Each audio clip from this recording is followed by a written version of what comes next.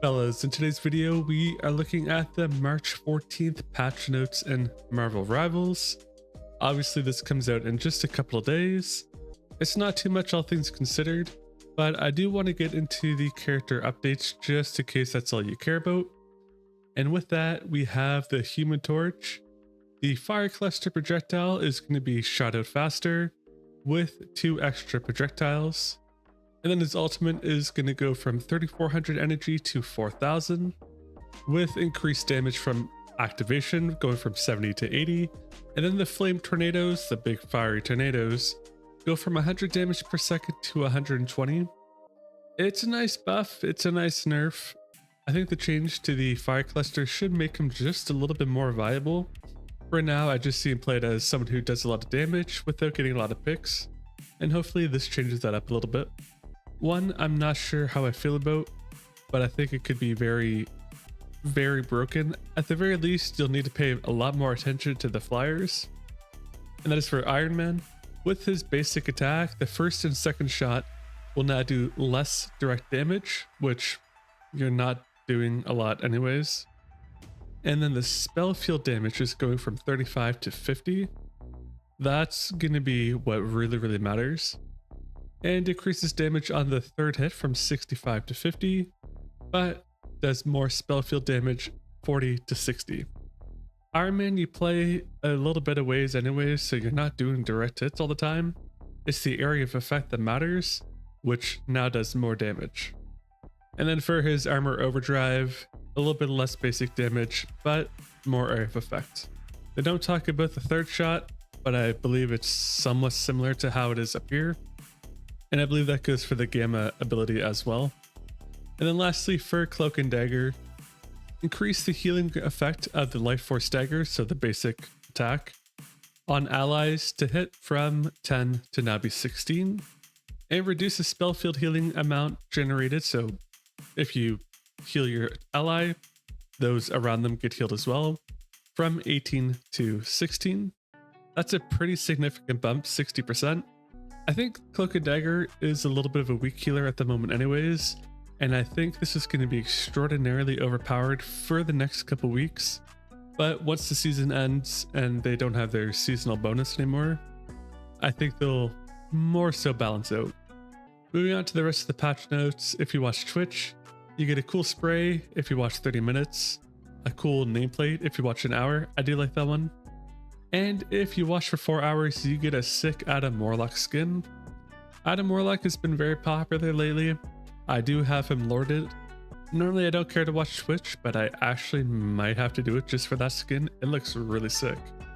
And then from there, we have optimizations, added a raw input option for the mouse under settings, and then some general ones. This is for all platforms. Fixed an issue where the hero names were incorrectly displayed in the competitive voice chat overlay when Hide My Name was enabled. Resolved a problem where the framerate affected sensitivity, leading to unusual behavior. And fixed an issue where a message containing quotation marks sometimes might fail to send. Didn't know that was a thing, but good for them.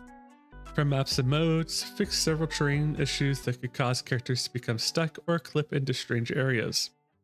I haven't had any issues since the most recent patch, but again, still glad they're fixing that because I hate when it does happen. Now we have 9 updates for heroes in general. Loki's Deathly Illusions resolved an issue where Loki's ultimate ability transformation could sometimes cause incorrect camera angles during past lives replay. End of the day, no real change. The Thing's Battlefield Blues fixed a discrepancy in the speed of the embattled leap across different player views under poor network conditions. No more inconsistency. No real difference. Venom's Aerial Anomaly addressed a bug where Venom could occasionally get stuck in midair after using his ultimate ability under poor network conditions. I didn't know that was poor network conditions. I thought that was just how the game was intended. Good to know because it's a pain in the butt every time it does happen. And so far out of these 3, this is going to be the only one that actually does make a change if you happen to play Venom. For Penny Parker, fixed an issue where Penny's arachno mines would become invisible when brushing over cyber webs, but landing outside of them. Now her traps beyond web remain visible, In other words, before, sometimes the webs would cover the mines if they were outside of the web area. That's no longer the case. Spit vs. C fixed a rare issue where Namor unleashed his ultimate ability while still in the air after being spat out by Jeff. There was a small chance that it would do no damage. Hey, good. Good. I'm not going to call any of these buffs because it does sound like they were general bug issues. And I think it's a little bit misleading to call something a buff or a nerf when it wasn't intended to be that way. Bucky's Reload Rumble resolved a bug where Winter Soldier's Tainted Voltage automatic reload could fail to trigger after firing and immediately using his Trooper Fist. That's no longer an issue. Also for him, fixed an issue where if the Winter Soldier uses his Bionic Hook during the slow motion match over moment, it could cause abnormal arm model display the next round. It's kind of funny. I'm going to check that in just a sec.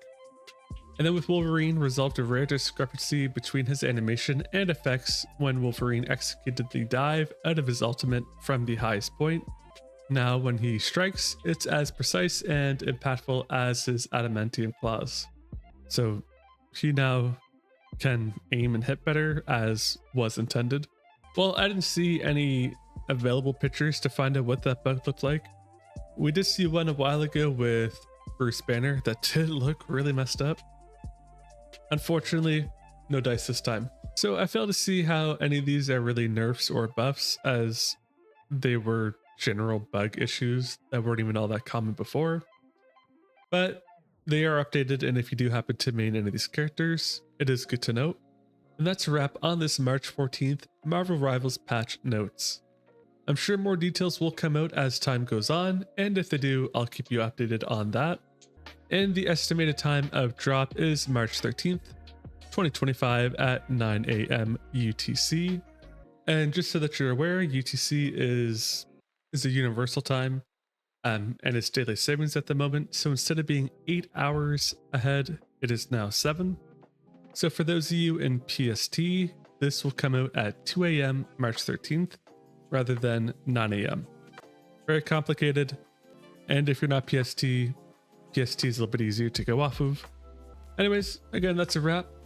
Hit the like button if you're still watching, subscribe for more videos like this if you haven't already, and stay tuned for the next one.